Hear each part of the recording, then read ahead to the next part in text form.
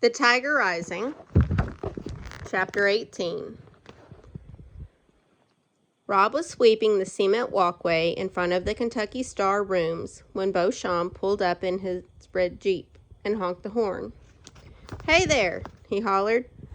Beauchamp was a huge man with orange hair and an orange beard and a permanent toothpick in the side of his mouth. The toothpick waggled as he talked, as if it was trying to make a point of its own. "We got you on the payroll now, too?" Beauchamp shouted. "No, sir." "All right," hooted Beauchamp. He hopped out of the Jeep. "Got you working for free. That's what I like to hear." "Yes, sir." "Ain't you supposed to be in school? Or you done graduated already?" The gold chains buried deep in Beauchamp's orange chest hair winked at Rob. "I'm sick," said Rob. "Sick and tired of school, right?" He slapped Rob on the back. "Don't got a mama putting down the rules for you, do ya? Get to make your own rules?" "Not me," said Beauchamp. He jerked his head in the direction of the motel office, where his mother, Ida Bell, worked the front desk.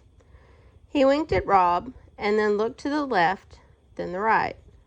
"Look here," he said in a quieter voice. "I got me a number of deals going on right now, a few more than I can properly handle.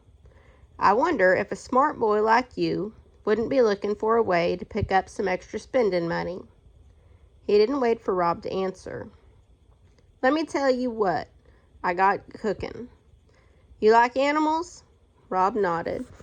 "Course you do," said Beauchamp, nodding with him. "What boy don't? You like wild animals?" Rob's heart skipped. He suddenly knew where Beauchamp was headed. "I got me a wild animal," said Beauchamp. "I got me a wild animal like you would not believe, right here on my own property. And I got some plans for him. Big plans. But in the meantime, he needs some taking care of. Some daily maintenance. You follow me, son?" "Yes, sir." "All right," said Beauchamp. He slapped Rob on the shoulder again.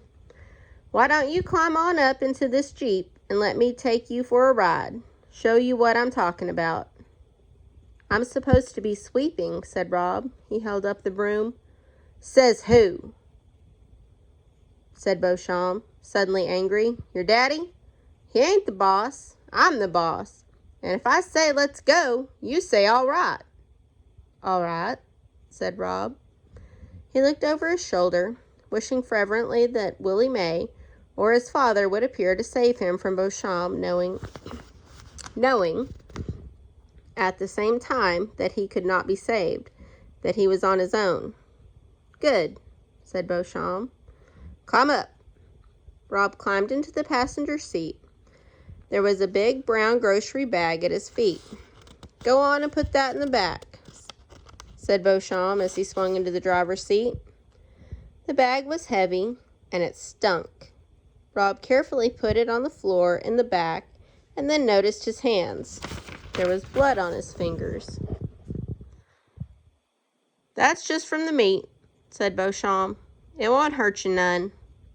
He cranked the engine. It roared to life, and they went tearing around behind the Kentucky Star and into the woods. Beauchamp drove like he was crazy.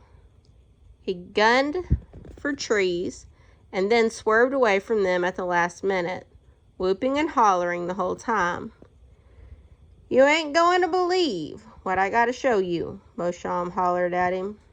"No, sir," said Rob weakly. "What?" Beauchamp shouted. "No, sir," Rob shouted back. "I ain't going to believe it." But he did believe it.